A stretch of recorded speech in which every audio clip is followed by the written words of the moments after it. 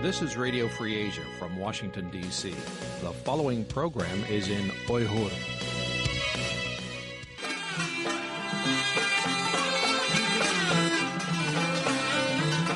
Erkin Asya Radyosu. Erkin Asya Radyosu.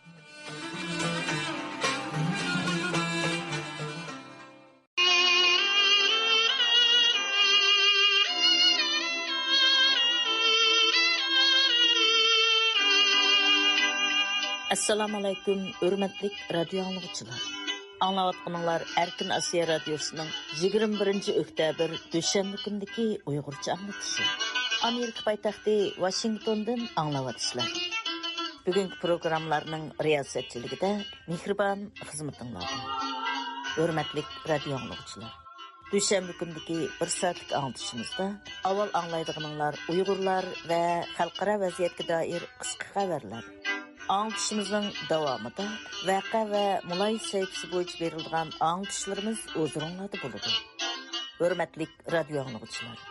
21 oktyabr düşenbe gündeki bir saatlik anlatışımızı Uygurlar münasebetlik qısqa xabarlardan başlayız. Bugünkü xabarlarni radyomuz muxbiri Erkin tayyorladi.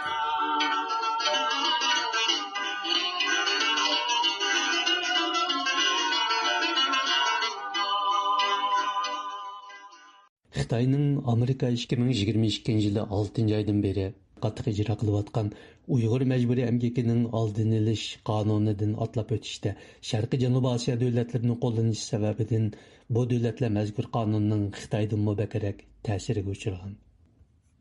Amerika Ovoz Radiosuning xabar qilishicha, Amerika tamojna doiralari mazkur qonun ijro qilinish boshlangandan beri Uyg'ur majburiy emgakiga chetishliq 3 milyard 560 milyon dollarlık import mahsulotini tutib qolgan. Halbuki bu mahsulotlarning qiymati 3 milyard dollarlık qismi, ya'ni 86% Malayziya, Tayland ve Vietnamdan import qilingan ekan. Singapurdagi Yusuf Isak Instituti nomli tadqiqot o'rnining oliy tadqiqotchisi Jayant Menon Amerika Ovoz Radiosiga qilgan so'zida Sharqiy Janubiy Osiyo ellarining o'tirda qisilib qolganligini bildirgan. Xabarlarda iqtisodshunoslar va mutaxassislarning bu ahvolni ta'minlash zanjirining Xitoy eksport mahsulotlarini Sharqiy Janubiy Osiyoga yo'tkishi, shuningdek Xitoyning halqiliq tovarlarda yanada monopollik o'rnini egallashi keltirib chiqarmoqda deb qarayotganligi ta'kidlangan. Ma'lum bo'lishicha, navbatda Uyg'ur eli dunyo ta'minlash zanjiridagi nurg'un halqiliq mahsulotlarning asosli ta'minlash bazasiga aylangan bo'lib, bu rayon dunyo alyumin ishlab chiqarishining 12%ni, polisilikon mahsulotining 3/1 qismini, Xitoyda ishlab chiqarilgan paxta mahsulotining 90%ni egallamoqda ekan. Amerika Ana vatan xavfsizligi ministrligi yaqinda Uyg'ur majburiy emgaki mahsulotlarini cheklashni kengaytib, buni po'lat temir mahsulotlariga kengaytgan. Xitoyning Urumchidagi 1-avgust po'lat temir zavodini qora tizimlikka kirgizgan. Shundaqla tunji qitim Uyg'ur elidan material setib olgan bir Xitoy sherkitini jazolagan edi. Amerika vazining bildirishicha, navbatda iqtisodshunoslar o'zgarayotgan ta'minlash zanjirining Xitoydan bevosita eksport qilingan mahsulotlardan sirt boshqa mahsulotlarning qanday ishlab chiqarilganligiga diqqat qilish zaruriyati tug'ilmoqda deb ko'rsatgan. Xabarda Amerika tamojna doiralarining hozirga qadar Xitoydan bevosita import qilingan 395 million dollarlik mahsulotni tutib qolganligi, Tayland, Malayziya ve Vietnamdan import qilinib tutib qilingan 3 milyard dollarlık mahsulotning mutlaq ko'p qismining kuntaxti qatorliq elektronlik buyumlar ekanligi ko'rsatilgan. Xitoy hukumati Uyg'urlarga irqiy qirg'inchilik qilganligiga doir ayblashlarni inkor qilish diplomatik tashviqotini qattiq kuchaytirayotgan bir paytda Islomiy hamkorlik tashkilotiga a'zo davlatlar va bu tashkilotning bosh kotibat mas'ullaridan tashkil topgan bir vakillar o'migi o'tgan haftaning oxiri Uyg'ur elida yana ziyoratda bo'lgan. Xitoy hukumat taratqullarining xabarlarida 32 kishilik vakillar o'migining 16 oktyabrdan 19 oktyabrgacha Urumchi, Turpan, Qumul qatorliq joylarda ziyoratda bo'lib, rayondagi farqli millatlar orasidagi ijtimoiy muqimlik, inoqlik va o'rtaq taraqqiyotdan hayron qolganligini bildirganligi qayd qilinmoqda. Bu islomiy hamkorlik tashkilotiga a'zo davlatlar va bu tashkilot mas'ullarining 2023 yil 8 oydan beri Uyg'ur elida ikkinchi qitim ziyoratda bo'lishi va Xitoyning rayondagi siyosatini oshkora qo'llashidir. Halbuki BDT kishilik huquq oliy komissarligi Xitoyning Uyg'urlarga tutgan muomalasi insoniyatga qarshi jinoyat tashkil qilish mumkin deb ko'rsatgan ahvoldami, musulmon vakillar o'migining rayondagi ijtimoiy muqimlik, inoqlik va o'rtaq taraqqiyotdan hayron qolganligini bildirishi g'arb bilan musulmon allarining Uyg'urlar masalasidagi cho'nqur fikr ixtilofini ko'rsatadi deb qaralmoqda. Ma'lum bo'lishicha, vakillar o'migi Islomiy hamkorlik tashkilotining mas'ullaridan sir Saudiya Arabiston, Tojikiston, Kamerun, Iran, Mali qatorliq davlatlarning islomiy hamkorlik tashkiloti turishliq vakillaridan tashkil topgan ekan. Xinhua agentligining bu vaqtdagi xabarida bu ziyoratni Xitoy Tashqi ishlar ministerligining o'rinlashtirganligi bildirilgan. Ziyoratda Saudiya Arabistonining islomiy hamkorlik tashkiloti turishliq muavin vakili Xani Abdulvahab Kashif Xinjiangning obrazini dunyoga texmi to'g'ri to'nitish uchun o'zaro ta'sirini kuchaytirishning muhimligini ta'kidlagan. Xitoy Yer shari vaqti gazetining ko'rsatishicha, Uyg'ur avtonom rayonlik partkom sekretari Ma Xingri 18 oktyabr vakillar o'migi bilan ko'rishib, Amerika boshchiligidagi g'arb allarining Uyg'urlar masalasidagi siyosatiga hujum qilgan.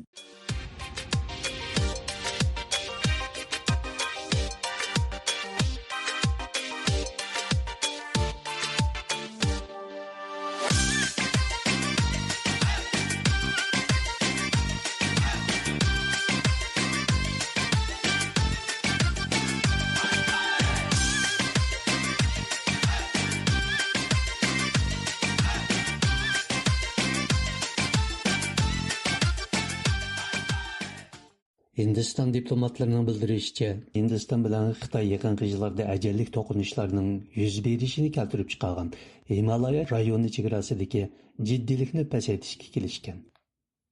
Hindiston bilan Xitoyning dunyodagi harbiy tirkishish eng keskin rayonlarining biri bo'lgan Himalaya chegarasidagi jiddiylikni pasaytish kelishimining Hindiston bosh ministri Modi bilan Xitoy raisi Shi Jinping Kechak davlatlarning 22 oktyabr Rossiyaning Qozon shahrida boshlanadigan boshliqlar yig'ini uchrashishining g'arbisida e'lon qilinishi diqqat qo'zg'amoqda. BBC'ning xabar qilishicha, Hindiston tashqi ishlar ministri Vikram Misri 21 oktyabr kuni ikki tarafning 2020 yili yuz bergan chegara rayonidagi masalalarni pasaytish va hal qilishga kelishganligini bildirgan. Hindiston chegara mudofaa qismlari bilan Xitoy chegara mudofaa qismlari 2020 yili 6 oyda Uyg'ur elining Oqsaychin tog'liq rayoni bilan Hindistonning Ladakh rayoni chegarasidagi Galvan vodisida tosh to'qmoqlar bilan urushib 20 dak Hindiston askari o'lgan. Xitoy qancha askarining o'lganligini e'lon qilmagan. Bu ikki taraf orasida 1975 yildan beri Ladakh Oqsaychin chegarasida yuz bergan ajallik to'qinishi bo'lib qolgan. Arkasida 2022 yılı 12 ayda ikki taraf chegara mudofaa qismlari Tibet-Hindiston chegarasining Hindiston kontrolligidagi Arunachal Pradesh shtati chegarasining amaliy chegara kontrol liniyasida yana to'qnashgan. Ma'lum bo'lishicha, ikki taraf hozirga qadar oz deganda 17 qitim chegara suhbati olib borgan bo'lsa-mu, lekin buning chegaradagi jiddiylikni pasaytishda amaliy unumi bo'lmagan. BBC'ning bildirishicha, Vikram Misri Hindiston Xitoy chegara rayonidagi amaliy chegara kontrol liniyasida qorovullik qilishning tartibi haqida kelishim hosil qilindi. Bu kelishim 2020 yili bu rayonlarda maydonga kelgan masalalarning hal qilinishi, pasaytilishiga yo'l ochdi degan bo'lsa-mu, ammo u bu kelishimning tafsiloti haqida ma'lumot bermagan. Navbatda Modi bilan Shi Jinpingning Qozonda o'tkaziladigan kesak davlatlar yig'inida ayrim uchrashadigan uchrashmaydiganligi ma'lum emaskan. Irma, ya'ni Myanmarning poytaxti Yangondan qalsa ikinci çoğun şəhəri bolğan Mandalayda turuşluq Xitay konsulxanası 18 oktyabr günü hücumğa uçurğan.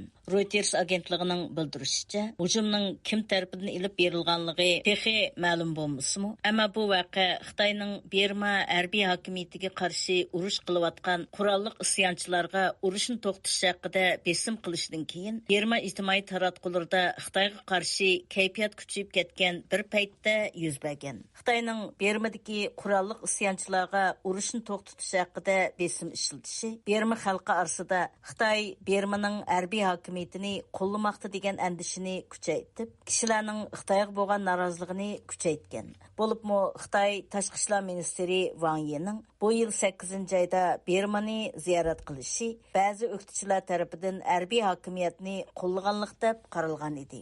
Reuters agentligining xabar qilishicha, Xitoy Tashqi ishlar ministerligi 21-oktyabr dushanba kuni Mandalaydagi Xitoy konsulxonasi qartilgan hujumni ayblagan. Xitoy Tashqi ishlar ministri bayonotchisi Lin Jian dushanba kundagi axborot yig'inida Berma doiralarining vaqa sodir qilguvchilarni qo'lga olishni talab qilgan. Uning ko'rsatishicha, portlash 18-oktyabr juma kuni tushdan keyin soat 5 da yuz bergan. Lin Jian portlashda odam o'lish vaqasi bo'lmagan bo'lsa-mu, konsulxona binasının qisman buzg'unchilikqa uchirganligini aytgan. Linjanning ko'rsatishicha, Xitoy Bermaga jiddiy diplomatik pozitsiya bildirgan. Shundaqla barliq tirishchanliklarni ko'rsatib, vaqani atrofli tekshirish, vaqa sodir qilguvchilarni qonun bo'yicha qattiq jazolashni talab qilgan. Berma harbiy doiralari 2021-yil 2-oyda harbiy o'zgarish qo'zg'ab, saylan bilan hokimiyat beshiga chiqqan Berma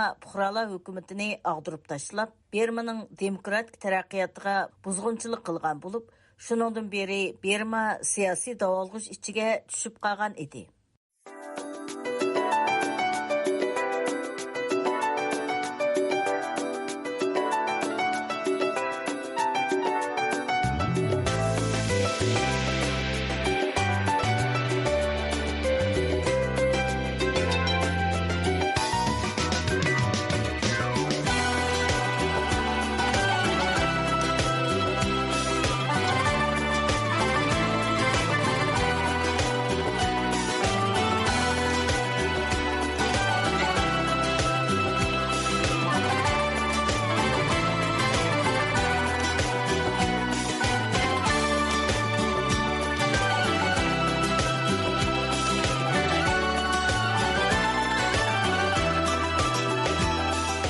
Uyghur Abdunum Raylık Siyasi Məsləhət Kengişinin Qazaq milletidən təyinlənən rəisi Nurlan Abdüməncin yetakçiligidagi bir Şinjan dostluq hamkorlik almashtirish umiga o'tgan hafta Yaponiya bilan Janubiy Koreyada ziyoratda bo'lib, Xitoyning Şinjan hikoyasini so'zlash tashviqot olib borgan. Bu Xitoyning 2017-yildan boshlab Uyg'urlarni keng ko'lamda tutqun qilib, lager turmalarga qamishi, tug'mas qilishi, majburiy emgak silishidan beri bo'libmi Xitoyning bu harakati Amerika hukumati va ba'zi g'arb parlamentlari tomonidan irqiy qirg'inchilik deb ayblanishidan beri yuqori darajali bir avtonom rayon amaldorining o'mak boshlab Yaponiya bilan Janubiy Koreyada Şinjan hikoyasini so'zlash tashviqotida bo'lishidir. Uyg'ur Abdunum Rayliq hukumatining raisi Erkin Tunyazmo o'tgan yil 2-oyda Angliyani ziyorat qilmoqchi bo'lgan, ammo Erkin Tunyaz Angliya hukumatining viza berishni rad qilishi sababidan ziyorat planini bekor qilishga majbur bo'lgan edi. Şinjan gazetining xabar qilishicha, ziyorat umigi 14-oktyabrdan 19-oktyabrgacha Yaponiyaning Osaka, Tokio va Janubiy Koreyaning Seul qatorliq shaharlarida ziyoratda bo'lgan. Xabarlarda ziyorat umigining Osaka parlamentining boshlig'i, Yaponiyalik do'stlar, yerlik ommaviy tashkilotlar, Yaponiyada o'qiydigan o'quvchilar ham Xitoy muhojirlari bilan ko'rishganligi, Tokioda Rengareng Şinjan nomli faoliyat uyushtirganligi, Seulda Janubiy Koreya parlamentining muavin boshlig'i bilan ko'rishganligi qayd qilinmoqda. Şinjan gazetining aytishicha, Nurlan Abdümencin Yaponiyada Şinjan qo'lga keltirgan zo'r muvaffaqiyatlarni o'rtoqlashgan. Nishonli qildi Şinjan haqidagi har xil yolg'on jamoat fikri, salbiy jamoat fikri va ziyonli so'zlarni rad qilib, Şinjanning ichib etilgan yangi obrazini namoyon qilgan. Bu qitimliq ziyoratning Uyg'urlardan bo'lgan tunji Yaponiya parlament a'zosi Arifiya Erining yaqinda Yaponiyani Xitoyning Uyg'urlarni dafsanda qilishiga qattiq maydonda turishga chaqirishining orqasida ilib berilishi diqqat qo'zg'amoqda. Nurlan Abdumenjinning ziyoratda Yaponiya parlamenti bilan ko'rishmaganligi ma'lum emas. Halbuki Yaponiya parlamenti 2022 yil 2 oyda qaror ma'qullab, Uyg'urlarning vaziyatidan qattiq andish qilayotganligini bildirgan.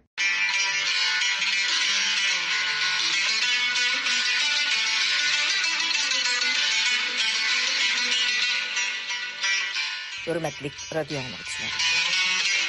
Erkin Asya Radyosu'nun 21. oktyabr Düşenbe gündeki Uygurca anlatışı davamlaşmakta. Ben bugünkü program riyasetçisi Mihriban. Yukarıda kısa haberlerimizni anlatımlar. Tüende vaka ve mulayif sayfası boyunca anlatışımız başlayalım. Bugün bununda radyomuz muhbirleri ve ihtiyari muhbirlerinin tayarlışıda Uygurlar ve halkara iqlim meseleleriga dair tafsili haber analizi, söhbet, obzor qatarlıq programlar diqqətinizdə болады. Hörmətli radio dinləyicilər, növbəti diqqətinizlər bugünkü məxsus saytlar boyunca verilən anlatışımızın təfsilatı da bolsun.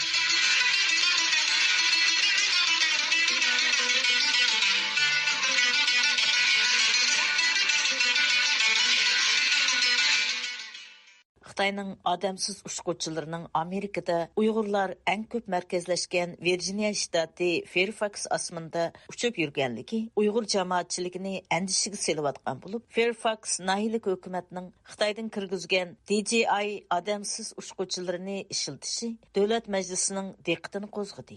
Amerika Avom palatasi, Amerika Xitoy raqobati alayida komitetining raisi John Molinar Amerika davlat majlisi Xitoyning odamsiz uçqunchilarini Amerika osmonidan yiroqlashtirish kerak deb talab qildi. Muxbirimiz Gulchehra bu vaqtda tafsiliy ma'lumot berdi.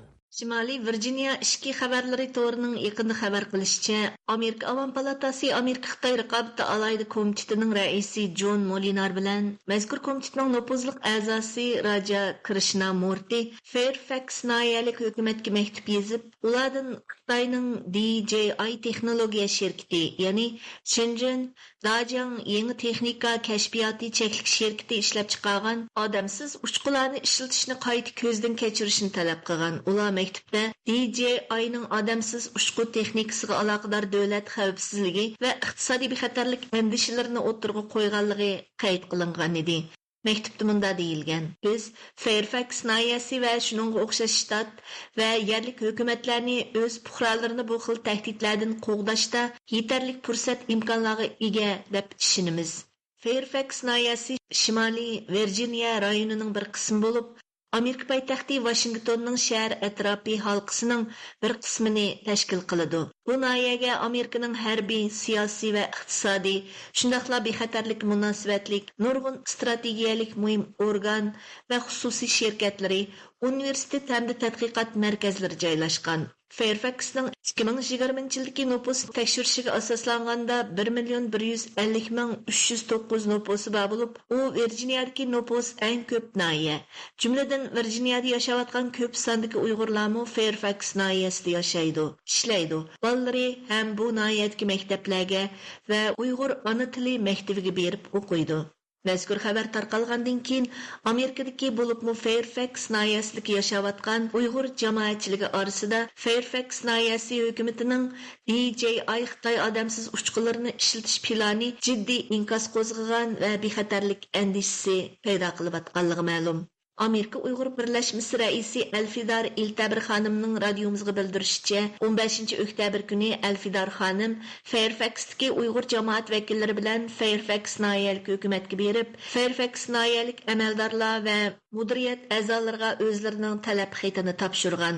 Ular xatida Fairfax nahiyasida DJI yasagan uchqusiz aeroplan ishlatishni to'xtatishni talab qilgan. Alfidar xonim ziyoratimizni qabul qilib, Fairfax rayonida siyosiy faoliyatchilar, oilasi va ota-onasining izdirkini qilib aktiv faoliyat olib berayotgan Uyg'urlar hatto lager shohidlarini o'z ichiga olgan taxminan 5000 atrofida Uyg'ur yashaydiganligi, ularning eng aktiv siyosiy, madaniy, diniy va ijtimoiylashgan faoliyatlarni o'tkazadigan bu rayonning osmonida Xitoyning josuslik qiladigan odamsiz uchqunlarning uchib yurishini qabul qilib bo'lmaydiganligini bildirdi. Amerikada Uyg'ur Uyg'urlar eng zich o'ltiraqlashgan Fairfax rayonidagi yerlik hukumatning, ya'ni Fairfax rayonida ishlatiladigan 36 odamsiz uchquning 29ining DJI shirkatining mahsuloti ekanligini anglab, nihoyat hayron qoldik. Bu diqqatsizligi 2020 yili Amerikaning o'zi cheklagan bir shirkatning mahsulotini hozirgacha ishlatayotganligi bizni nihoyat cho'chitdi. Aynigan Uyg'urlarning andishasini qo'zg'adi. Bizga nurg'unlagan telefonlar keldi. Bo'libmi hozirgi Xitoyning chegara sirtidagi davlat halqigan bostirishining nihoyat kuchayayotgan bir vaziyatda Xitoyning tahdidiga uchrayotgan, vatandagi tutilib ketgan tuqqanlari uchun ovoz chiqarayotgan Uyg'urlarni texmo xatarga qo'ydiganligini his qildik va Amerika Uyg'ur birlashmasi nomidan biz bir xat yozib tayyorladik. Fairfax County'ning hukumat binosiga berib, jamoatlar mulozimatini qildigan ishxonalari bilan kirib ko'rishdik. DJI shirkatining bu odamsiz uchqunlarining nihoyat xatarlik ekanligini, nurg'unlagan uchurlarni Xitoy hukumatiga topshirib berdiganligini, bu uchqunlarni ishlatishni darhol to'xtatishni, Uyg'ur markazimizning, Uyg'ur maktabimizning, Uyg'ur masjidining, hatto Uyg'ur restoranlarining Fairfax rayonida ekanligini va bu yerda nurg'unlagan minglagan Uyg'urning yashaydiganligini va bu qarindoshlarimizning bexatarligining nihoyat muhimligini ta'kidlab xatlarimizni berib qaytdik. Darvaqa 2020 yili dekabrda DJI Xitoyning Uyg'urlarni nazorat qilishi va DNA avrishkilarini to'plab, ularning kishilik huquqining keng ko'lamlik dafsanda qilinishiga bo'libmi, irqiy qirg'inchilikqa uchrashiga yordam qilishi sababidan Amerika Savdo ministerligining qora tizimligiga kirgizilgan edi. Xitoyning dunyodagi eng chong drone, ya'ni odamsiz uchqularni ishlab chiqarish korxonasi DJI, ya'ni Shenzhen Dajang yangi texnika kashfiyot cheklik shirkatini o'z ichiga olgan, yana 8 şirketi Uyg'urlarni nazorat qilishga qatnashganligi sababli bu qora tizimlikka kirgan edi. Halbuki DJI dunyoda odamsiz ushqu ishlab chiqaruvchi eng chong shirkat bo'lib, dunyo bozorining 70%ni egallaydi ekan. Yillik kirimi necha milliard dollarga yetadi ekan. Ularning mahsulotlari Amerika, Angliya va Avstraliya qatorliq 43 davlatning bozoriga kengaygan. Garchi hukumatlar Dachang shirkatiga savdo cheklimasi qo'ygan bo'lsa-mu, Fairfaxga o'xshash yanıla hükümet organları, karxana ve istemalçılarının Dajang odamsiz uchqunlarini davomli ishlatilayotganligi ma'lum bo'lib kelmoqda.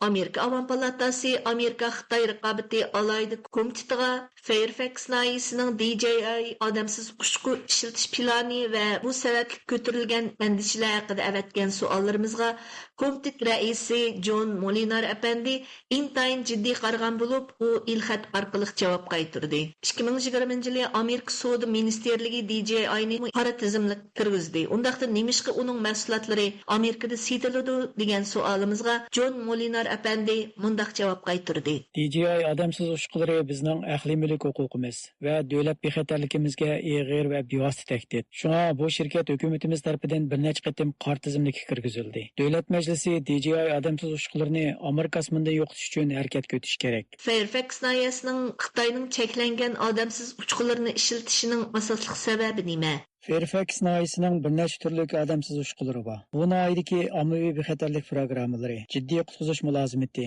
va o't o'chirish tarmoqlari hammasi ushqushsiz aeroplan sistemasi sifatida foydalanib, o'zlarining munosabatli vazifasini ijro qiladi. Fairfax naiyasi hozir ishlatayotgan Xitoyda yasalgan odamsiz ushqu sistemasi suplari va senzorlari, aslahalar va shaxslarning yuqori aniqlikdagi suratlarini yig'ib, ularni Xitoy kompartiyasining qo'liga yetkazib berish xavfini tug'dirdi. Uni to'xtatish uchun qaysi qadamlarni tashlashni o'ylashyapsiz degan savol u jiddiy ravishda mundaq degan. Davlat majlisi Federatsiya ofatga taqobil turish idorasi boshqarishidagi shahar rayoni bexatarlik tashabbusi qatorliq yordam programmalari davlat va yerlik hukumatlarning texnik bexatar uchqushsiz aeroplan tanlashiga yordam berish kafolat qila oladi. Biz Xitoyning nomuvofiq savdo vositalari orqali davlat va yerlik hukumatlarga besim paydo qilib, ularni xatarga ittirishiga davomli yo'l qo'ysak bo'lmaydi. Ishonimizki, davlat majlisi va federatsiya hukumati cho'qim yerlik saylovchilar bilan hamkorlashib, ularning qamdosh texnik qolay va bexatarligi bakrak yuqori ushqushsiz aeroplan sistemasi tanlashiga kafolat qilish kerak. Xitoyning odamsiz uchqu, ya'ni drone ishlab chiqaruvchi DJI shirkatining Uyg'ur rayonidagi tabiiy bostirishlarga aktiv qatnashganligi kishilik huquq sohasidami ko'p qitim tilga ilingan masala. Uyg'ur kishilik huquq qurilishi bu yil 5 martda maxsus doklad e'lon qilib, Amerika shundaqlar qaysi davlat hukumatlarini Xitoyning Uyg'urlarni nazorat qilishiga yordamlashgan, Xitoyning odamsiz uchqu ishlab chiqaruvchi DJI qatorliq shirkatlarga qarata jazo yurgizishga chaqirgan edi. Doklatda ko'rsatilishicha, Dajang yangi texnik kashfiyoti şirketi uzundan buyon Uyg'ur rayonidagi eng ko'lamli taqib nazorat ishlariga qatnashgan. Shundaqla saqchi organlariga uskun saplash to'xtamidan foyda olgan. Xitoy jamoat xavfsizligi tarmoqlari 2019 yildan 2022 yilgacha Dajang şirketidan ko'p qitim mal setib olgan. Buning ichida Bingtuan organlarining Uyg'urlarga qaratilgan bostirishdagi roli intayin cho'ng deb qaralayotganligi ma'lum. Bu yil 7 ayda Amerikaning Minnesota universitetida aspirantlikda o'qiyotgan 26 yoshli Shi Fengyun ismli bir Xitoy o'quvchi Amerika dengiz armiyasi aslahalari atrofida odamsiz uchqu uchirtganligi uchun Amerikaning josuslikqa qarshi turish qonuni bo'yicha ayblangan. DJI odamsiz uchqunlarning xatiriga munosabatli uchurlarga diqqat qilib kelayotgan Uyg'ur jamoatchiligining Fairfax hukumati bu xil Xitoy uchqunlarini ishlatganda uning Uyg'urlar ustidan josuslik qilish ehtimoli bor deb qarab, hushyorligining eshiyotganligi bu noyida qurilgan Mehribon ona Uyg'ur ona til maktabining mudiri Suriya Abdumid xonimning bayonlaridan ifodalandi. Bu xabarni anglagandan keyin biz Fairfaxda turishlik Uyg'urlar intayin cho'chidik. Chunki biz bu yerda yashagani necha 10 yillar bo'lib ketdi. Biz bir jamoat bo'lib shakllandik. Bu yerda Uyg'ur maktablarimiz bor, jamoat so'rovlarimiz bor. Mushundaq ahvol ostida Amerikaninki tuprug'ida Xitoyda ishlangan, ya'ni Xitoyda ishlangan DJI markalik bu odamsiz uchqunlarning havo qo'yib berishi bu intayin cho'ng bir xatolik. Uyg'urlar uchun tahdid, Amerika uchun, Amerika tuprug'i uchun tahdid qilayotgan faoliyatlarimizga josuslik qildi.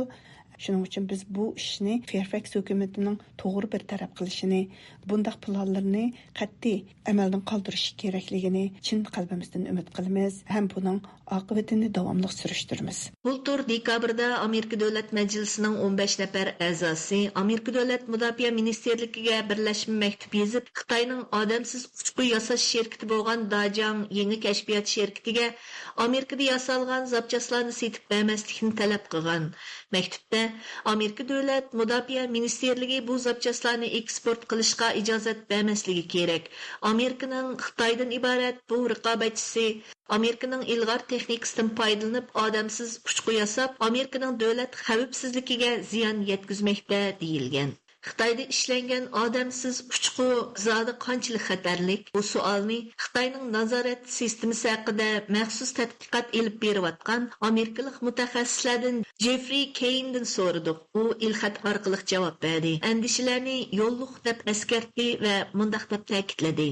Uyg'urlar o'ltiraqlashgan Fairfax rayonida Xitoyning odamsiz uchqunlarining uchib yurishi intayin xatarli. Nurg'unlagan texnik mutaxassislari DJI odamsiz uchqunlaridan uzundan beri andishlanib kelyapti. Amerika hukumati ularni prezidentni qo'g'dashga yoki harbiyda ishlatgani qo'ymaydi. Yerlik hukumatlarning bizning davlat bexatarlik masalasini bir chetga qayirib qo'yib, arzon va oson yo'llar orqali texnik ko'p uchquchsiz aeroplan setib olishi bir mas'uliyatsizlik. DJIning Uyg'ur qirg'inchiligida uchquchsiz aeroplan setish va ishiltish qatnashganligiga oid yetarli paketlar bor. Xitoyning davlat istixborot qonuni u yerdagi kishilarning hukumatning talabiga asosan sezgir sonliq ma'lumotlarni topshirib berishini shart qildi. Biz DJI texnikasining Uyg'ur xalqini ta'qib qilishda qanday qo'llanilganligini ko'rdik. Ularning harakatidan bu uchquchsiz aeroplanlarning Xitoy kompartiyasining nazorat quroli o'rnida qo'llanilganligi ayon bo'ldi. 16 oktyabr kuni Fairfax nahiyasi ommaviy ishlar boshqarmasining direktori Antoni Castrelli apandi bilan aloqalashdi. Yeah, Anthony John Castrelli at Fairfax County. An issue that China made DJI drone. Biz onundan Fairfax nahiyalik hukumat organlarining Xitoy odamsiz uchqunlarini ishiltish bexastalikmi yoki mas'uliyatsizlikmi? Bexatarlik tahdidi yaratayotgan Xitoy odamsiz uchqunlari masalasini qanday bir taraf qilishni o'ylashyapsizlar deb so'radik. Raising concern among the Uyghurs who's living in Fairfax. Sure, we have we've had 7 or 8 media has asked us the same question. U navbatda Fairfax hukumatining bu masalaga jiddiy qarayotganligini, navbatda biroqla 7-8 axborot o'rinlarining o'xshash savollariga uchirganligini bildirib, axborot vositalarining to'xtamay kelayotgan ziyorat talablariga o'rtaq yozma shaklda javob berishni qaror qilganligini aytdi. Fairfax County on the topic. you can email me and then I'll send you back our statement. U suallarımızga ilxat arqılıq tez arada cevap qaytırdığanlığını vədi qılğan bolsunmu, texi cevapqa erişəmədik. Növətdə Amerikada setilayotgan odamsiz uçqularning 50% DJI şirketining bo'lib, bu Amerikaning ommaviy bexatarlik şirketlari yaxshi ko'radigan mahsulotga aylangan. Ammo bugun, ya'ni 17 oktyabr Reuters agentligi qatorliqlarning xabar qilishicha, Amerika Tamojna va chegara qo'g'dash idorasi DJI odamsiz uçqularning yolg'iz uchur bexatarlik masalasi va kishilik huquq dafsandichiligiga bog'lanib qolmay, hamda uning Uyg'ur majburiy amgigi bilan ishlanganligi uchun bu mahsulotlarni Amerika chegarasida tutib qolgan. Ammo Amerika bozoridagi uçqusiz aeroplanning yarmidan ko'pragini sotadigan DJI buni yolg'on deb e'tirof qilmagan. Reuters'ning xabarida deyilishicha, Amerika Avam palatasi DJI'ning odamsiz uçqularni cheklash qonun loyihasini ma'qullagan vaqtda Kengash palatasi bu moddani 2025-yildagi Davlat mudofaa huquq qonunidan chiqarib o'tgan. Keyin u tuzitish kirgizish sifatida qayta o'tirib qo'yilgan. Uning yanada oxirgi qonun loyihasiga kirish ehtimoli bor. Agar bu qonun loyihasi o'tib kuchga ega bo'lsa, DJI odamsiz uçqu mahsulotlarining import qilinishini butunlay to'sib qilish mumkin ekan. Ammo iste'molchilar tarafidan setib olingan odamsiz uçqularning ishlatilishining cheklanadigan yoki cheklanmaydiganligi noma'lum. Gulchehra tayyorladi.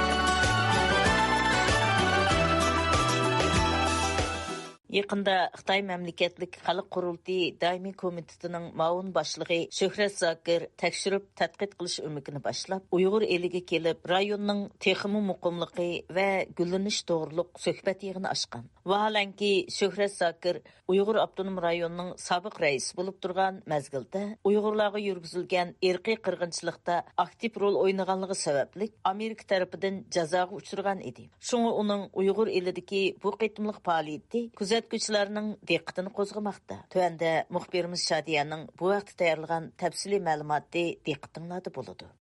Uyg'urlarga yurgizilgan irqiy qirg'inchilikda aktiv rol o'ynash sababli Amerika hukumati tomonidan ayblangan hamda embargo qo'yilgan Uyg'ur avtonom rayonining sobiq raisi Shuhrat Zakir yaqinda Uyg'ur elida yangi davrda chegara rayonni amin toptirish, mustahkamlash va gullantirish xizmatini kuchaytirish to'g'risida maxsus temalik tekshirib tadqiq qilishni qanot yaydirgan. Növətdə Xitay Məmləkətli Xalq Qurultayı Daimi Komitetining muavin mudirlik vazifasini o'tayotgan Shuhrat Zakir 2021-yili 12 oyda Amerika hukumati tarafidan jazolangan 4 Xitoy amaldorining biridir. Uning bu qitimliq Uyg'ur eli safariga qarta kuzatuvchilar Xitoyning rayonda yurgizayotgan atalmish rayonning texmi muqimligi va gullanishi niqobi ostidagi bostirish siyosatini bu qo'rchoq Uyg'ur amaldor orqali texmi kuchaytirish deb ko'rsatmoqda. Ular yana Xitoyning rayonda Uyg'urlarga irqiy qirg'inchilik qilganligini rad qilishda Uyg'ur amaldorlaridan davomli foydalanishga urinayotganligini ilgari surmoqda. Xitoyning Xinjiang gazeti to'rining 16 oktyabrdagi xabariga qaraganda, rayondagi bu qitimliq maxsus tekshirib tadqiq qilish xizmati 8 oktyabrdan 15 oktyabrgacha elib berilgan hamda suhbat yig'ini ichilgan. Avtonom rayonlik Xalq Qurultayı Daimiy komitetining mudiri Zumrat Obul suhbat yig'iniga riyosatchilik qilgan. Xabarda aytilishicha, Shuhrat Zakir va Zumrat Obul yig'inda ayrim so'z qilib, yangi davrdagi partiyaning Xinjiangni idora qilish tadbirini to'liq dal joyida umumyuzlik izchillashtirib, Jumhur millati o'rtaq gavdasi yengini mustahkamlashdan iborat bu asosiy liniyani mahkam egallashni ta'kidlagan. növətdə iki Uyğur əməldarının Uyğur elidəki bu qitimliq yeni dövrdə chegara rayonunu əmin tapdırış, müstəhkəmləş və güllendiriş xizmətini küçəytiş toğrusida məxsus temiliq təkşirib tədqiq qilishni qanat yaydırış hərəkətində səhnəyə çıxıb baş rol oynaşı diqqət qozğamaqda. Türkiye Hacettepe Üniversitesi'nin o'qituvchisi, strategiya mutaxassisi doktor Erkin Akram bu vaqtdagi inkasida Xitoy Kompartiyasining Uyg'ur elini ishg'ol qilgandan tortib ta bugungacha yerlik kadrlar orqali rayonni idora qilish strategiyasini qo'llanib kelayotganligini ta'kidlab mundaq dedi. 1949'da Xitoy armiyasi Şərq Türkistanı işgal qilib bo'lgandan keyin Xitoy raisi Mao va ishg'ol armiyasining bosh komandanı Wang Zhengmi degan, ya'ni yerlik kadrlarni yetishtirish va yerlik kadrlardan foydalanib Şərq Türkistan xizmatlarini qilish, ya'ni bu xizmati degan hamda Şərq Türkistanni kontrol qilish, boshqarish, muqimligini qo'g'dash va iqtisodiy taraqqiyotga xizmat qildirish degan bir ta'limotni bergan. Bunda ahvol Manchur ishg'ol vaqtidami bo'lgan, Kuomintang vaqtidami bo'lgan, hozir bu kommunist Xitoy vaqtidami bo'lyotidi. Hatta o'z vaqtida shu Yang Zemishinning boshqarayotgan vaqti, hatta bu Jin Shujinning Shinsayning vaqtidami shunday milliy kadrlarni ishlatgan. O'zininki maqsadini amallashtirish uchun bunda kadrlarga ehtiyoj bor edi. U yana mundaq dedi. Bo'lib hozir Şərq Türkistan'da muqimliklarni nisbatan qo'g'dab qolganligini va bunda bir paytda bu kadrlarni yenidan tiklab, yenidan ko'stish bilan birlikda bu chet elga qarta bu rayonda mana milliylar boshqaryotdi va Şərq Türkistan'dagi xalqiga mana sizlarning adaminglar hozir boshliq bo'lib meselelerni hal qilishga tirishyotdi degan ahvolni ko'rsatmoqchi. Ya'ni natijada bu Şərq Türkistanning muqimligi va iqtisodiy taraqqiyotni amallashtirishga tirishib kelyotdi. Chunki muqimlik qo'g'dangan taqdirda Xitoyningki bu yeni İpek yo'li strategiyasi amallashishga boshlaydi. O'rta Osiyo va shundaqli Janub Osiyoni Şərq Türkistanga jalb qilish jihatida bir roli bo'ladi. Xabarda aytilishicha, Shuhrat Zakir suhbat yig'inida so'z qilib, avtonom rayon va Bingtuanning Shi Jinping yangi davr Xitoy sotsializm ideyasini yetakchi qilishda ching turib, jamiyat muqimligi va abadiy aminlik bosh nishonini mahkam egilab, Jungha millati o'rtaq gavdasi engini mustahkamlash orqali Xinjiangning zamonaviylashtirish qurilishiga yetakchilik qilishda qo'lga keltirgan natijalarni to'liq muayyanlashtirgan. Zumrat Obulmu so'zida partiya markaziy komitetining Xinjiang xizmati to'g'risidagi tadbir o'rinlashtirmalarining amaliylashib unum berishiga haqiqiy kapolatlik qilib, Xitoycha zamonaviylashtirish musobaqasida go'zal Xinjiangni texnik yaxshi qurib chiqish kerakligini ta'kidlagan. Amerikadagi siyosiy analizchi Dunyo Uyg'ur qurultiyi ijroiya komitetining muavin raisi Elshad Hasanning qarishicha, rayonda Uyg'ur kimligini bor kuchi bilan yo'qotishga urinayotgan Xitoyning amdilikda o'zining tashviqot maqsadi uchun Uyg'ur kimligidan foydalanayotganligini eskartib, o'z qarshini bildirdi.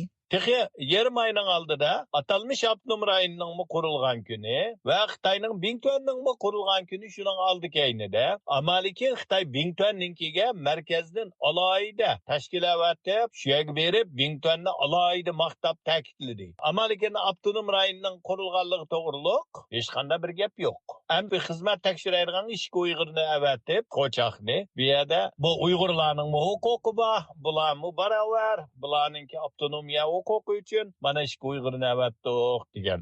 Bu yerda bir narsani ko'rgin oldiki, u bo'lsa Xitoy hamda g'olchilarni selib, bu ishki qo'rchoqning og'zidan, uningki Xitoyning siyosatini madiyalash, bularni ishki Uyg'urning og'zidan so'ziltish. Chunki bular mayli biz e'tirof qilmayli, Uyg'ur kimligi bor. Bu Uyg'ur kimligini ular tanidi. Ular o'zini Jungha millati deydi. Amaliki Xitoy san Uyg'ur deb turib, ularga tengib, shu kimligidan foydalanib, Xitoy uchun xizmat qilmoqchi. Demokratik Xitoy front tashkilotining muavin raisi Manjuriyani asli keltirish harakatining maslahatchisi Kanadadagi siyosiy analizchi Shinshu xonim Xitoyning tarixdan buyon chegara rayonlarda yurgizayotgan mustabid hukmronligini kuchaytirishda yerlik amaldorlarni qo'llanib kelayotganligini eskartib, o'z fikrini anglar manlar bilan o'rtoqlashdi. U mundaq dedi: 因为这种情况呢，实际上是在藏区、蒙古区或者是满洲区等等都是一样的。 Chunki bu xildagi ahvol Tibet, Mo'ng'ul,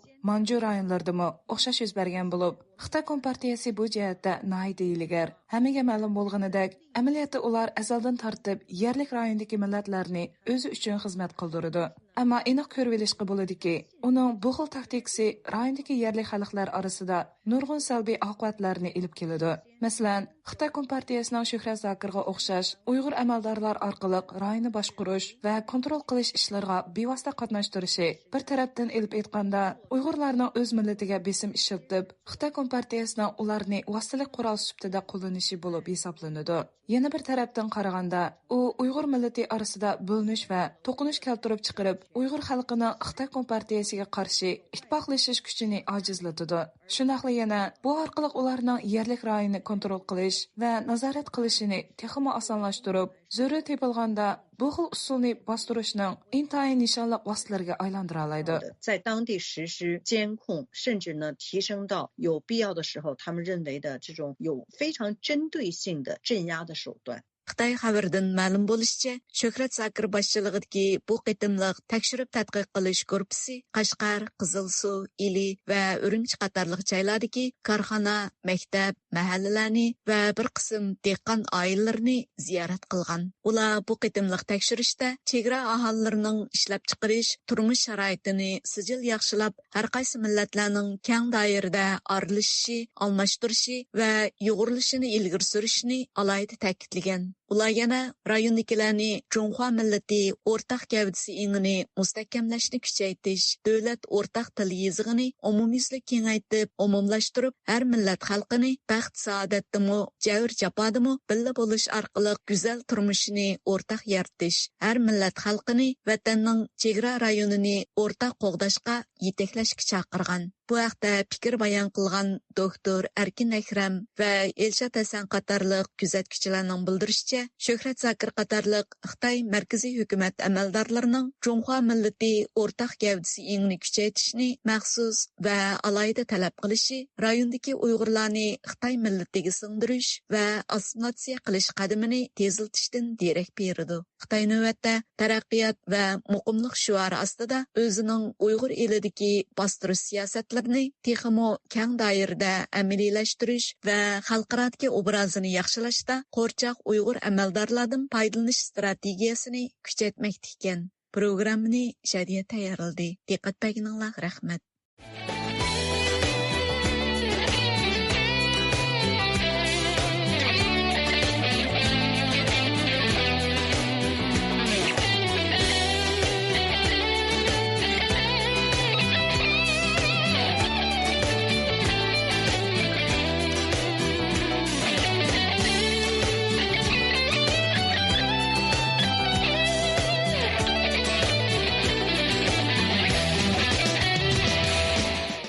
Xitayning BDT'de turuşluq vəkili Geng Shuang yaqında BDT'de içilgan mustamlikachilikka qarshi yig'inda so'z qilib, xalqaradagi mustamlikachilikning ziyankeşligiga uchirgan ellarning huquqini qo'g'dashni ta'kidlagan. Xitoy vakilining bu so'zlarni qilishi Uyg'ur, Tibet, Mo'ng'ul qatorliq xalqlarga mustamlik siyosati yurgizish bilan xalqarada ayblanayotgan Xitoy haqida vaziyat analizchilarining jiddiy inkosini qo'zg'adi. Navbatda diqqatinglar, radiomiz obzorchisi Asiya Uyg'urning bu vaqtdagi obzorda bo'lsin. Obzordagi qarashlar avtorning o'ziga tava bo'lib, radiomizga vakillik qilmaydi.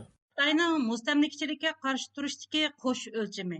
16 oktyabr Xitoyning BDT'da doimiy turishliq vakili Geng Shuang Birlashgan Davlatlar Tashkilotining 4-qitimliq vakillar yig'inidagi mustamlikachilikni yo'qotish haqidagi munozirada so'z qilgan.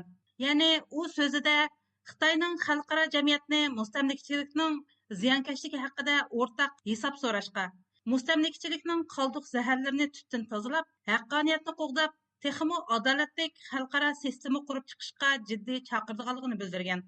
Halbuki, Uyg'urlar ustida mustamlikachilik siyosatlarini yurgizayotgan Xitoyning xalqaro sahnalarda mustamlikachilikka qarshi turishdak maydonini bildirishi haqiqatan kulkilik. Darvaqa, Kommunist Xitoy uzun yillardan buyon xalqarada o'zini mustamlikachilikka qarshi davlat sifatida ko'rsatib keldi. Bo'libmi, so'g'uq munosabatlar urushi davrida Mao rəhbərligidəki Kommunist Xitay özünü atalmış 3-cü dünya əllərinin dahisi atap, müstəmləkəçilikə qarşı körəşlərini izchil qollab gəldi. Əksicə, Kommunist Xitay Uyğurlar üstüdə yürgüzətqan atalmış az-sonliq millətlər siyasətində müstəmləkəçilik nəhayət aniq gavdalınıb, Xitayning müstəmləkəçilikə qarşı turuş nəzəriyəsi bilan əməliyyəti arasında ziddiyət şəkillendirdi. Xitay kommunistləri 1949 yılı 10 ayda dövlət qurğandan keyin xalqarada tez sürətdə özünün imperializmga və müstəmləkəçilikə qarşı meydanını aniq ifadaladi. Arqadınla O'rta Şərq, Asiya və Latin Amerikasidagi yerli xalqlarning milliy ozodlik harakatlarga zo'r kuch bilan yordam qildi. Bunun bilan u o'zining atalmış g'arb imperialistlarga qarshi obrazini tiklamoqchi bo'lgan edi. Mao Zedong bu vaqtda 3-dünya əllərini o'zaro ittifoqlashib, g'arb imperialistlarga qarshi kurash qilishga chaqirdi. Bulubmu 1955 yılı Indoneziyaning Bandung shahrida o'tkazilgan Osiyo Afrikaliklar yig'inida o'zining mustamlikachilikka qarshi turg'uvchilarning rahbariylik obrazini tiklashga harakat qildi. Ayni yilda Indoneziyada o'tkazilgan bu yig'inga qatnashgan davlatlar bo'lsa, Osiyo va Afrika ellərdəki mustamlikachilikdan texi yangi qutulgan davlatlar edi. Shunga yig'indimi mustamlikachilikka qarshi turish va davomli holda mustamlika ostida turayotgan millatlarning milliy mustaqillik harakatlariga yordam berish qatorliq masalalar bosh tema bo'lgan edi. Mana mushundaq bir orqa ko'rinish ostida Kommunist Xitoy o'zini Manchun xonadonligining oxirgi yillaridan boshlab chet el imperialistlarining besimga uchirgan mustamlikachilikning ziyonkashligiga uchirg'ichi bir xalq sifatida ko'rsatishga boshladi. Kommunist Xitoyga nisbatan aytganda millatlarni ittifoqlashtirib, imperializmga qarshi turish bo'lsa, ayni chog'dagi ichki va tashqi siyosatdagi strategiya edi. Lekin bu xil mustamlikachilikka qarshi turish pozitsiyasining tashqi ko'rinishi bilan ichki jihatda Uyg'urlar, Tibetlar, Mo'ng'ullar va boshqa millatlarga qaratgan siyosati butunlay farqli bo'ldi. 1949 yilning oxiri Kommunist Xitoy harbiy va siyosiy kuchi bilan Uyg'ur eliga tajovuz qilib kirdi va Uyg'ur elini tinch ozod qilish nomida o'z territoriyasiga kirgizdi. Lekin Uyg'urlar uchun aytganda bu jarayon azaldan tinch ozod qilish bo'lgan emas. Aksicha, shakli o'zgargan mustamlikadir. Darvaqa Uyg'ur eli tuproqi munbat, boyliqlari mo'l, strategik o'rni muhim bo'lgan bir zamon bo'lish sifatida mustamlika qilingandan keyin Kommunist Xitoyning siyosiy va iqtisodiy manfaatining asosiga aylandi. Bu vajidan Kommunist Xitoy o'zining Uyg'ur elidagi mustamlikachiligini kuchaytirish uchun Xitoy oqqun aholilarini zo'r miqdorda ko'chirib keldi. Ko'p sondagi askariy kuch bilan zo'r sondagi Xitoy aholilarini o'tkab kelib, bu rayonga o'rnashtirib, hukmronlik o'rnatish va yer egallashning o'zi tipik mustamlikachilik edi. Uyg'ur elidagi Xitoy nufusining zo'r ko'lamda eshishiga ergishib, Kommunist Xitoyning Uyg'urlarning boylik manbalarini bulang-talang qilish, Uyg'urlarning madaniyati, diniy e'tiqodi va milliy kimligiga bo'lgan xiristimi kun sayin zo'raydi. Amaliyotda bu xil hukmronlik uslubining o'zi dal mustamlikachilarning uslubi bo'lib, mustamlikachilik nazariyasidan aytganda, mustamlikachi hokimiyat ko'pincha yerli xalqlarni madaniyatda assimilyatsiya qilish, iqtisod va ijtimoiy kontrol qilish orqali o'zining mustamlika hukmronligini yurgizadi. Uyg'ur elida bo'lsa, xitoylashtirish siyosati, diniy e'tiqodni cheklash va milliy kimligini yo'qotish qator siyosatlar 1949 yildan tortib bugungacha izchil davomlashib keldi. U Uyg'urlarni idora qilishda, bu zaminni qo'lda tutib turishda harbiy kuch, qurolli soqchi kuchi va Xitoylardan tashkillangan Bingtuanning kuchidan foydalandi. Darvaqa Gongshuang BDT yig'inda Xitoyning mustamlikachilikka qarshi turadiganligini tilga olganda, Uyg'urlarning Xitoy mustamlikasi ostidagi tarixiy qismatlari va bugungi realligi uning deganlarining yolg'onligini oshkorlab qo'ydi. Kommunist Xitoy aslida Uyg'urlarni mustamlika qilayotgan bir davlat sifatida mustamlikachilikka qarshi turish shuarini qaysi salohiyat bilan BDTda tilga olaydi?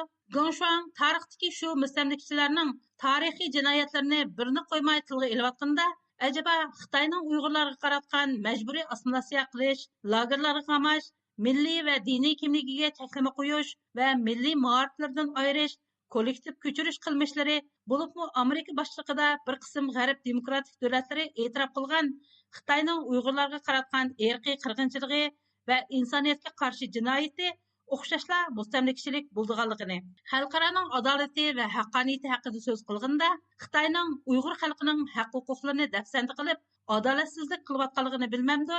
Gonshuangning deyishicha, G'arb ellari burun Xitoyni o'z ichiga olgan millatlarni mustamlika qilib, ularga og'ir ziyonkashliklarni elib kelib qolmay, balki hozirmi bu davlatlarning ichki ishiga aralashib o'tibdimish.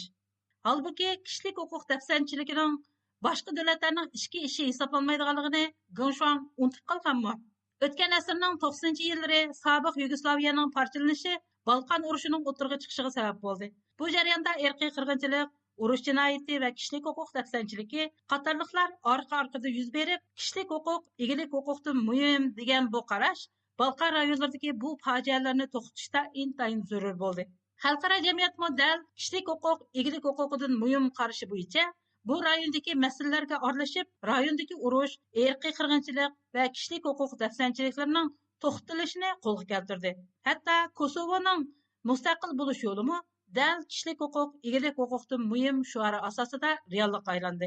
Shu vaqtlardan buyon xalqaro jamiyatda kishilik huquq masalasi hech bir davlatning ichki ishi emasligida o'rtaq qarash hosil qilingan edi. Lekin Gonshuang bayonida bu nuqtani nazardan butunlay saqit qildi. Xulosalaganda, Gonshuangning yoki kommunist Xitoyning BDT yig'inida mustamlikachilikka qarshi turadiganligi haqidagi bayoni sepi o'zidan xalqaroliq saxtapazlikdan boshqa narsa emas.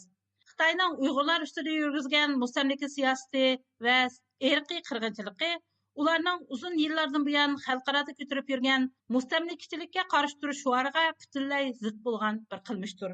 Bu xil ziddiyatli qilmishning o'zila Xitoyning o'z ichidagi milliy ziddiyatlarni og'ir bostirish va assimilyatsiya qilish usuli bilan hal qilayotganligini dalillab turibdi. Bu xil ichki va tashqi siyosatdagi qo'sh o'lcham Xitoyning xalqarodagi obrazini texmo xunuklashtirib qolmasdan, oqibatda Xitoyning mustamlikachilikka qarshi turish niqobi ostidagi haqiqiy qiyofatini dunyoga ko'rsatib berdi.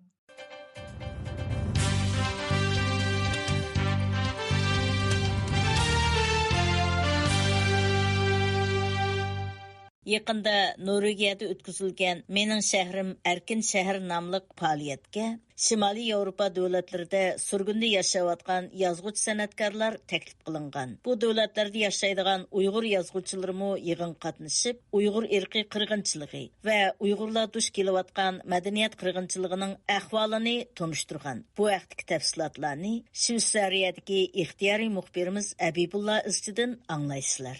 17 oktyabrdan 19 oktyabrgacha Norvegiyaning o'rta qismiga joylashgan Trondheim shahrida Mening shahrim Erkin shahar nomli faoliyat o'tkazilgan. Faoliyatga panohlanuvchilar uchun Xalqaro shaharlar tori nomli hukumatga tava emas organning himoyasi ostida Norvegiya, Shvetsiya, Daniyalarda yashayotgan surgundagi yozuvchi va san'atkorlar taklif qilingan bo'lib, yozuvchilar o'zaro tanishish va fikr almashtirish elib borgan. Ana shu qatorda Norvegiyada yashayotgan Uyg'ur ziyolilaridan Abduveli Ayub, Maryam Sultan va boshqa Uyg'ur qalamkashlarmi taklif bilan qatnashib, Uyg'ur irqiy qirg'inchiligi va Uyg'ur madaniyati, san'ati, Uyg'ur ziyolilari duch kelayotgan fojialarni tunishtirgan. Bu munosabat bilan Abduveli Ayubni ziyorat qildik. U bu haqdagi tafsilotlarni va o'zining bu yig'inda o'tir qo'yganlarini o'rtoqlashdi. Bu faoliyat Trondheim shahrininki erkin shahar bo'lib tanlanganligi munosabati bilan Shimoliy Yevropadagi Norvegiya, Shvetsiya, Daniya qatorliq davlatlardan yozuvchilar yig'ilib o'zining asarlarini o'qirmanlar bilan o'rtoqlashish, kitob imzo qo'yish va yozuvchilarningki taqdiri, xatarlik davlatlardagi yozuvchilarning ahvoli, adabiyotning bugungi urush davri va nomrodlik, irqiy qirg'inchilik jarayonidagi roli qatorliq masalalar muhokama qilingan bir 3 kunlik muhokama yig'ini. Bu yig'inning 18 kuni Uyg'ur masalasi o'rinlashtirildi. Oldi bilan Uyg'urlarningki adabiyoti qisqacha tunishtirib o'tildi va yozuvchilarning taqdirida bir Uyg'ur yozuvchi tushuncha berdi. Ikkinchisi Uyg'ur san'ati haqida. Ya'ni Uyg'ur muqam san'atininki bugun Xitoy tashviqoti uchun qanday xizmat qildirilib uning tavallik masalasini Xitoy o'zining qilib yasab chopdi o'zgartirayotganligi. Ondan buning Uyg'urlarningki san'at taraqqiyotidagi bundan keyingi Uyg'urlarning san'atining yuzlanishidagi mahrumlik ta'siri qatorliq masalalarni muzokara qildi. Faoliyatning ikkinchi kunida maxsus Uyg'ur irqiy qirg'inchiligi va xatar ostidagi Uyg'ur yozuvchilar uchun ayrim bilim ajratilgan. Uyg'urlar uchun ajratilgan bu bilimda Abduveli Ayub, Maryam Sultan va Norvegiyadagi boshqa Uyg'ur yozuvchilar Uyg'ur ziyolilar duch kelgan ochiq qismatlarni o'z beshidan o'tkazgan echinishli kechirmishlari bilan qo'shib anglatib, yig'in qatnashchilarining alohida diqqatini qo'zg'agan. Maryam Sultan yana bu yig'inda Xitoyning Uyg'urlarga qaratgan madaniyat qirg'inchiligi nomli doklad bergan. U dokladida yig'in ahliga Uyg'ur muqomlarining navbatdagi vaziyati haqida markazlik to'xtalib, uning qandoq qilib Xitoyning tashviqot vositasiga aylanib qolayotganligini yo'ritib bergan. U dokladining oxirida yana muqomdan ariya urullab, ko'rurmanlarning olqishiga erishgan. Ziyoratimizni qabul qilgan Maryam Sultan bu vaqtdagi tafsilotlarni o'rtoqlashdi. Meningki so'zlagan temam nima desa, Uyg'urlarga qartilgan kultural qirg'inchilik. Muqam örneki deb şunu sözüldüm. Çünkü onunki sap Uyghur kültürü ve Uyghur tilininki namayandisi. Boğalık üçün ki hazır bulup mu şu 2016 yıldan kin keng göremlik tutkun lagerla başlangandan kin Uyghur kültürü mukarta kırgınçılıklar bulup Uyghur bilim insanları, tadqiqatçılar, her xil muqam ve folklor tadqiqatçılarının ki yazgıçılarının, muqam sanatçılarının tutuluş nimsirgenlerini gösterip onun örnek tuttu mesela bunun da şu tutulganlarını texnik çıkırış arqılıq Uyghur kültürüge kılıngan bir tecavüzni gösterip öttüm. Ondan kim bu yerda lager nazrak düşendirip bu yerda bir neçe türlük lager var. Birisi emgekliler özgertişinimsi, şu toxutma işiltidigan. Size uçuk lager, yani birisi turmuga oxşap ketadigan siyasi. Ügün işlamken qilib ming juyuş lager. İşte üç xil türlük işte lagerning balıqını, muqam opera ömekning artistlerinin siyasi ügün quvvatqa rəsmləri edilgenlerdi köks. Muqamni xanzur tilda urunğanlıq. Aşni çaplap durup yerlik muqamçılarınki Xitaycha kiyimlerini kiyip Xitaycha daqdunbaqlarını qilib Xitaylarning saz çalgılarını çep durup Xitaylarning yeni yılını təbrikləgənligi yoki bo'lmasa muqamni Xitaycha aytib kompartiyaning tashviqotini qilayotganligi. Andan muqam ömekning artistlerinki tüvengi tushib uyun qo'yish, xalqqa alishish degan bahona bilan dehqonlarga illiq yetkazish degan har xil san'at nomerlarini o'rinlash degan bahona bilan amaliyotda kompartiyaning tashviqotini yetkazganligi asli umumyuzlikalda ashni tushundirgan bo'ldim. Bu intay ularning qiziqishini qo'zg'adi. Bu faoliyat oxirida Abduveli Ayubning Uyg'urlarni tutqun qilish va so'roq tortish jarayonida bevosita qatnashgan sobiq soqchi bilan yuzlashish jarayoni asos mazmun qilingan Maskaning orqasida nomli filmi qo'yilgan. Yig'in maydonidagi kishilar shohidlarning og'zidan anglaganlardan boshqa yana bu filmdagi personajlarni ko'z oldida ko'rishi va ularning savollariga javob berishi cho'nqur qoyil qilish kuchiga ega bo'lgan. Buning Uyg'ur irqiy qirg'inchiligini tonishtirishdagi alohida unumli bir faoliyat bo'lganligini bildirgan Maryam Sultan bu vaqtdagi tafsilotlarni bayon qildi.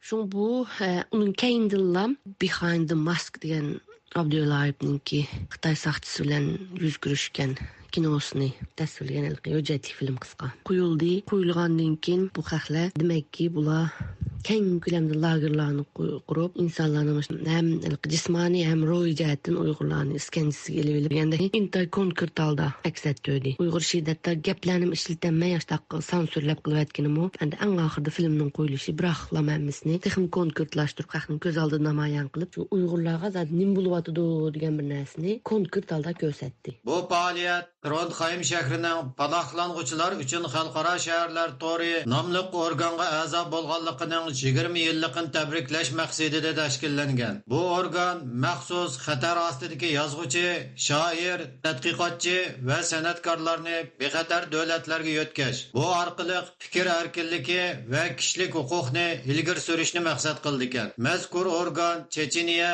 Iran, Misr, Liviya qatorliq davlatlardan yo'tkab kelingan tahdidga uchirgan yozuvchilar uchun erkin va bexatar holatda o'zini ifodalash va yozish fursati yaratgan bulup, yaqinqi yillar mobaynida chet ellardagi Uyg'ur qalamkashlardan 6 kishi bu organ tarafidan Norvegiya va boshqa Yevropa davlatlariga yerlashtirilgandi. Abduveli Ayub bu haqda tafsiliy ma'lumot berib o'tdi. Endi bu erkin shahar degan nima desa, shu xalqaro qalamkash jamiyati xatarda qolgan yozuvchilarni yo'tkab dunyodan shahar izlaydi. Erkin shaharlarni tanlaydi. Bu erkin shahar bo'lib tanlangan shaharlar yozuvchilarni qabul qildi. Xatarda qolgan yozuvchilarni qabul qilib bo'lgandan keyin ularni yerlik o'qirmanlarga tunishtirdi, ularning asarlarini nashr qildirib berdi, ularga o'z madaniyatini, o'zining asarlarini, o'z xalqining ahvolini yerlik xalqlarga tunishtirishni iborat fursatga erishdi. Xalqaro qalamkash jamiyat tarafidan erkin shahar bo'lib tanlangan 87 shahar bor. Shu 87 shahar o'z oldiga har qaysi ellarda xatarda qolgan, izohchilik erkinligidan mahrum qolgan, o'lim tahdidiga duch kelgan yozuvchilarni o'zining shahriga qabul qilib 2 yil fursat berdi. 2 yil ichida shu o'zining ijodiyatlarini shug'ullansa bo'ldi. Shu jarayonda o'zining asarlarini, o'zining xalqini, o'zining madaniyatini shu 87 shahardagi xalqqa tushundirdi.